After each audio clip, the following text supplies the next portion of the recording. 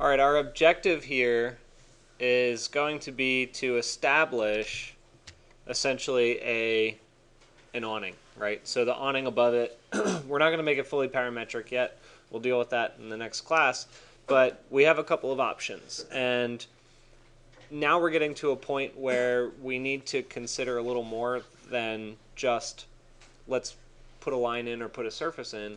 We need to think about what's a smart way to do it, because what if the building rotates, for instance, right? So if I take my building now and I rotate it on an odd angle, the good thing is that, not top, where's perspective?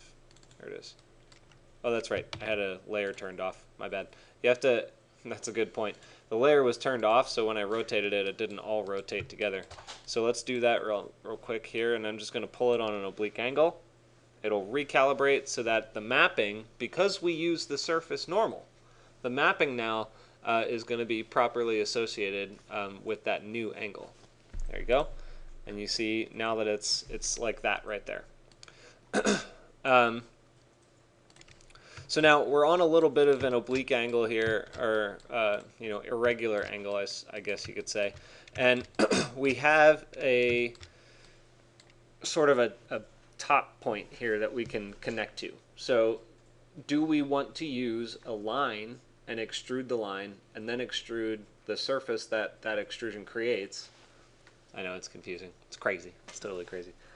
Or do we want to create a surface and then use that? When you need it to be parametric and built off of this, that'll become a little different. But basically what I'm going to do is reference a line. I wonder if I can just reference. I haven't tried to do it this way. Let me try it with just a curve like this. If you can set one curve to the edge. Yeah, you can.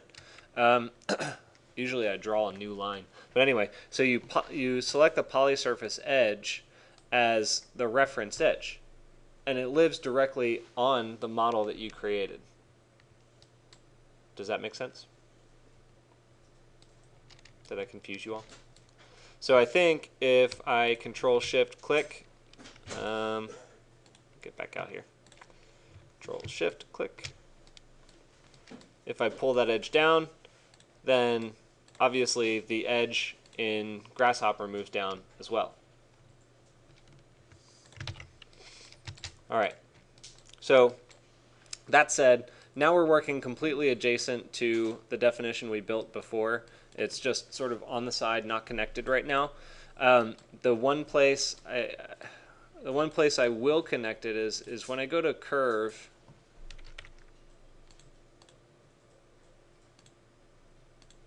Actually, how do I want to do that? Surface.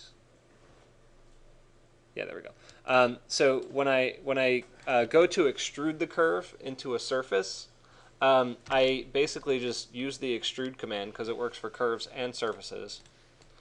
And the great thing about this is that I can borrow the normal I already found. Turn that back on for you so you can see it. That normal is mapped to the same orientation that I already was in. That's not always going to be the case. You won't always be able to use the normal of another geometry, but I know that these two particular components will always be in the same orientation. So I'll plug that normal. Actually, sorry, I'm going to need an amplitude. So let me do that. I'll copy amplitude.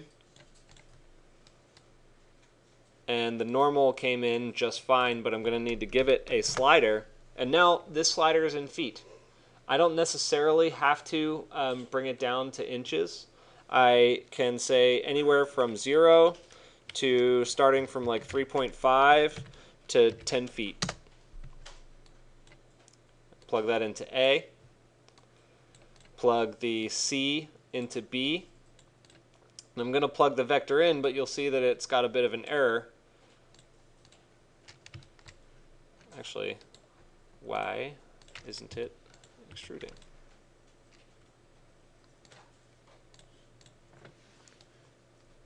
That's odd. Oh, okay. You couldn't see it because it's transparent. All right, yeah. So that's the error that I was getting at. It went in the wrong direction. So the same way that this surface went inwards of the face that we created it on. The same way that that went inwards there, this went in the same direction because a normal is essentially just a z-axis. And the z-axis has a positive and a negative. So just like we did in the previous class, you can just change this vector to be a negative value. So I'll go to math and operators and negative. I'll plug that in here, plug this in there, and then I've got it going out in the other direction.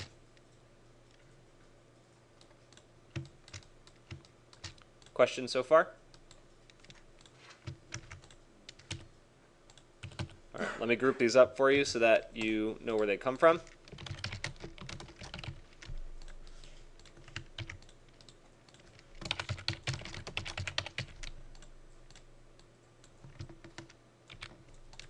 So surface freeform. All right, so then the coolest thing I think about the next step is really that all you have to do is just kind of copy the extrusion part and connect it in again. So this extrusion is now a surface. So if I take my slider, my negative, amplitude, and extrusion, actually not the amplitude, sorry. Yeah, I need to find another surface normal. So let me do this. I'm going to go back down to these. Now that I've got this big cool group, I can essentially select all of this stuff right here, copy and paste, pull it off to the side, and just replace all the connections. So notice how all of them are coming from this surface difference. So I would, in this case, lock the solver. And you guys are probably falling a bit behind, but I'll just finish this out so that you can see it. And the extrusion just plugs in to all of the surface connections from the previous string. Then unlock the solver, and you can change your slider to something with a bit more thickness, and now you've got an overhang. In fact, I'm going to get rid of this and just plug that in directly, make it a little thicker.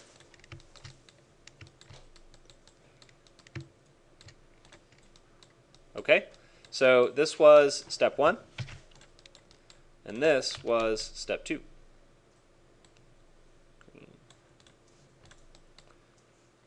So I'm going to come around and make sure you guys are caught up, but what questions do you have generally before I come do that? You guys understood conceptually the connection there? Man, all the loud guys left, so it's really quiet now. All right.